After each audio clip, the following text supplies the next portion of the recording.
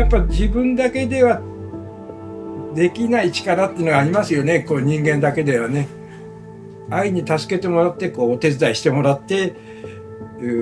仕事を進めてるんですけどね。今代わりのものができていますときちんとした形でつなげてくるっていう難しさっていうのはいろいろな面でありますね。多くの仲間たち、いわゆる同業者ですね。それが今2件だけになってしまってるっていうのはそれなりのやっぱり理由があるわけですね。なんか進歩しちゃったって言い方はするけど、進歩してんだか退化してんだか分かんないね、人間はね。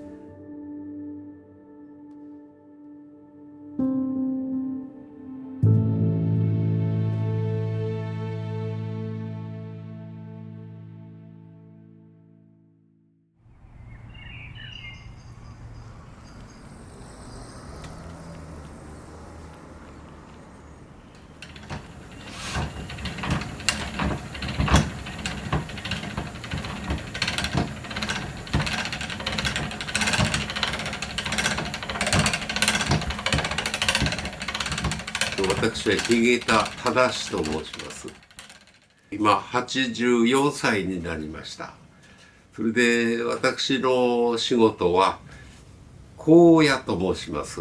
香屋っていうのは紺屋と書きます。わかりやすく言えば藍染め屋のことですね。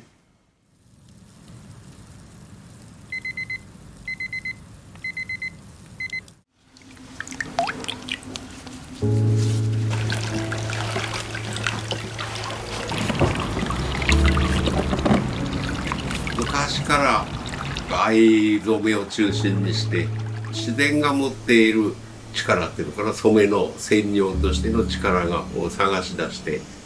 蓼藍っていう草です。これは草が持っているインディゴ、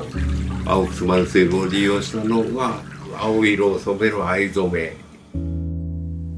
インジゴっていうのがあって、それを藍還元細菌っていう菌が還元ってことをしてくれてるみたい。すくまの中に含まれてる菌のための環境を作ってあげるわけですね。要するに環境っていうと人間で言えば地球上の環境と栄養とご飯ですよね。働くためのご飯と環境と温度を整えてやるってことです。あそこの中でね。するとその菌が動き出して自分でそのインジゴを今度さっき言ったように還元してくれて色が出すようになるってことですね。攪拌したりいろいろすれば言葉はないけども目には見えてくるんですよね。こういう時は調子がおかしいんだなっていうのはね、それを勉強してる、観察してるってことですね。人間と一緒でこう調子が悪くなったりするんで、そういうところですよね。仕事させすぎたなとかね、やっぱさせすぎるってことは疲れて使えないですから、まあ一応組み立ててやるわけですけどね。いろいろ栄養分を与えてこう調整したりっていうふうにしているわけですね。もう難しいっちゃ難しいんですけどね、その365日ね。要するに生きてるっていうのはそういうことで、まあ今的に言えば小さい菌が仕事をしてくれて働いてくれてるってことなんですね。それをただ生きてるって言葉に変えて言ってるだけでね。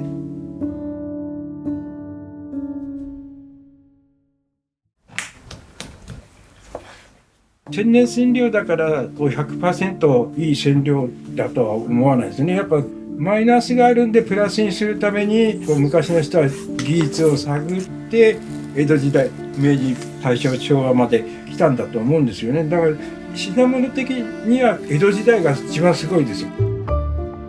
揺らぎっていうかな、こうまっすぐ切れてないんだよね。これ全部1ミリだったら1ミリ幅じゃ面白くないんだよね。遊びがあんだよね。こうやって虫食ってるようにしてるんだよね。こういうとこ。何百年も掘り直されてったら少しずつ変化して良くなってんだよ。前の人と全く同じように掘っててもちょっとずつ違ってくるよね。それが100年200年何百人の方の掘る人が携わって A だった A っていう型紙がさ、100年前の A と100年後の A じゃもう全然やっぱこなれてるってことですよ。模様がねがすごくいいの、江戸時代の型紙っていうのは。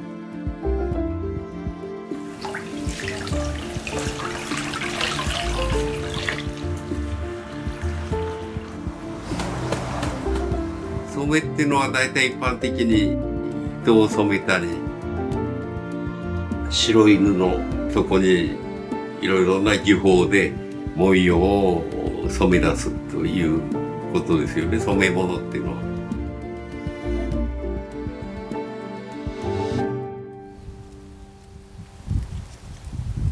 染めと織りの違いっていうのは、織物っていうのはまず糸があるんです。最初に糸の前に素材がある。これ糸にする前の綿ですね。大体綿の場合には 100% 白と言ったって間違いないくらい白でしょ。そうすると白い色にいろいろな色を染めて、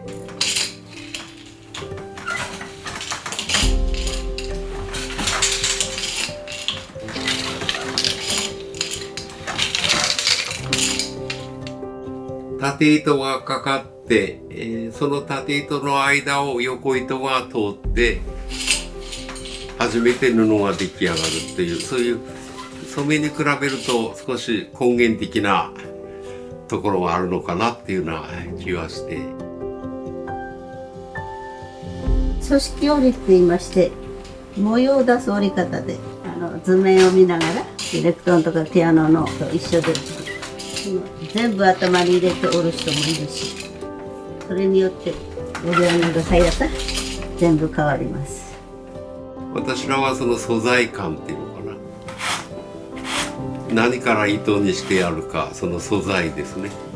そういうものがうまく出るとちょっと奥深いかなっていうような気がしてずっとやってきてるんですけどね。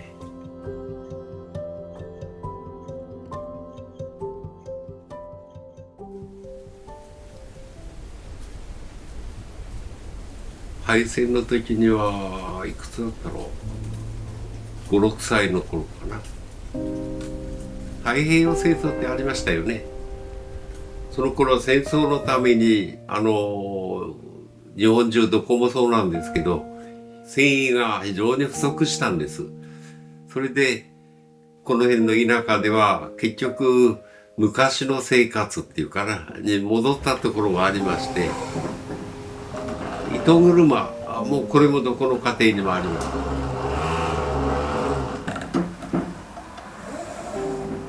糸車でそのお嫁さんとかお姑さんが糸を紡いで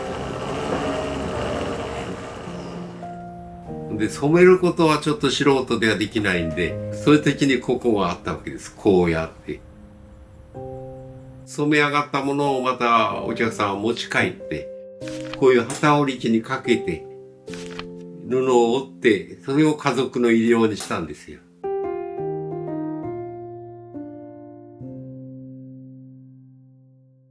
220円の会社ございます。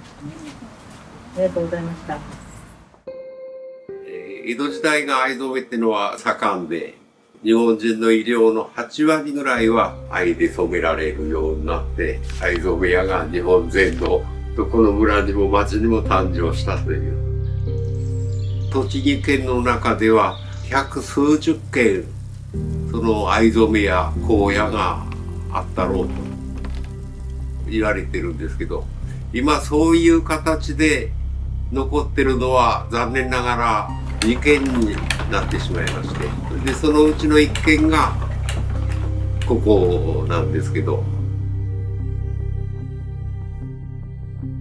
その地域の人が生活をしていく上に必要な仕事の一つとして、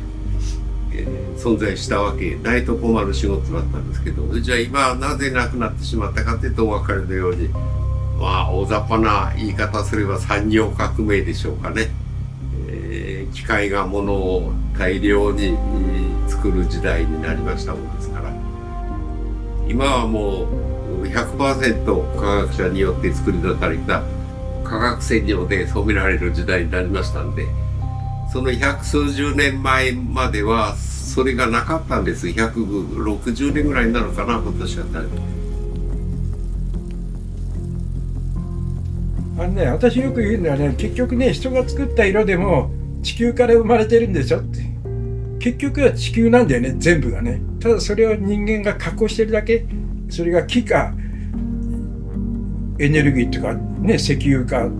の違いだけなんでね。根本的には変わんないんだよね。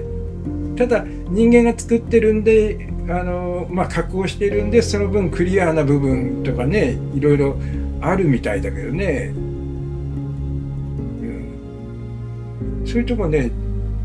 面白いと思うんだよ。そうだと思って考えてみると、結局は全部地球なんだよね。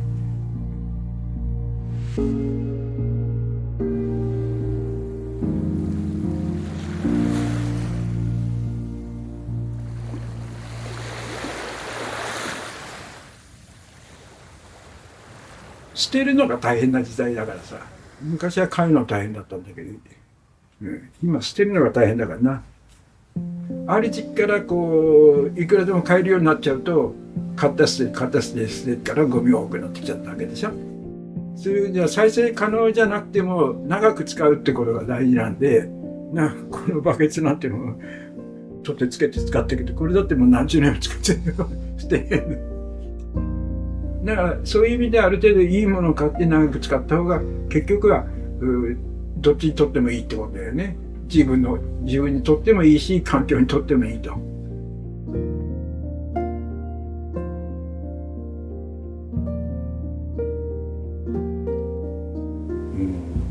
俺にとっての豊かな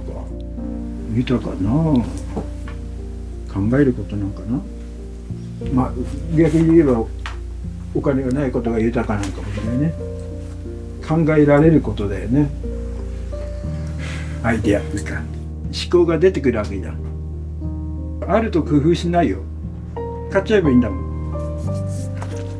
お金があれば買うのは簡単だけど、今の時代今度は捨てるのが大変な時代だ。買うのは簡単だけど今度は捨てるのが大変っていうようなキャッチフレーズじゃないけど考えたことあるんで。やっぱ自分だけではできない力っていうのがありますよね。こう人間だけではね。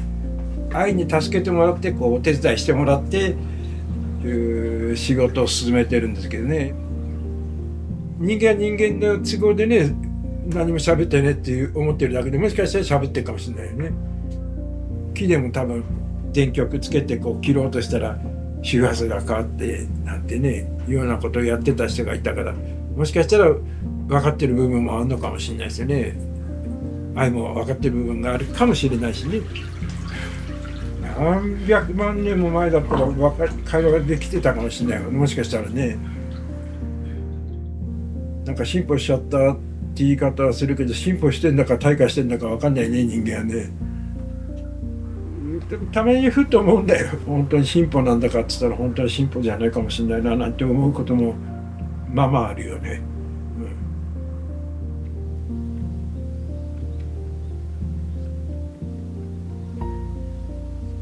いいものができたっていうのはなかなかないんだよな。なかなかないですね、残念ながら。自分の理想っていうか、こうあるべきで、こうあったらいいなというようなのは大体ものづくりは持ってるんですけど、そこへ追いついていくのはなかなか大変です。常に考えてるんで、どうしたらいいかなっていうことをね。やっぱりいろいろ工夫しますね。その予定通りにいかないことが往々にありますから、あんまりトラブルなく予定通りにスーッといったものの方がものとしては素直なものができるかなっていうような感じで、あんまりなんつうんだろう、ひねるとどっか後でその痕跡が出てくるなっていう感じがしますね。わからないことはいっぱいあるわけですよね。なんかいいものを見つけながら自分で仕事をして探しながら教わりながら40何年来て、常に年取っても勉強だなっていう若い頃ね、そういうことは聞いて、年取っても勉強なんだと思ったことが今になって、確かに年取っても勉強なんだなと、勉強してるんだなっていうふうには思いますけどね。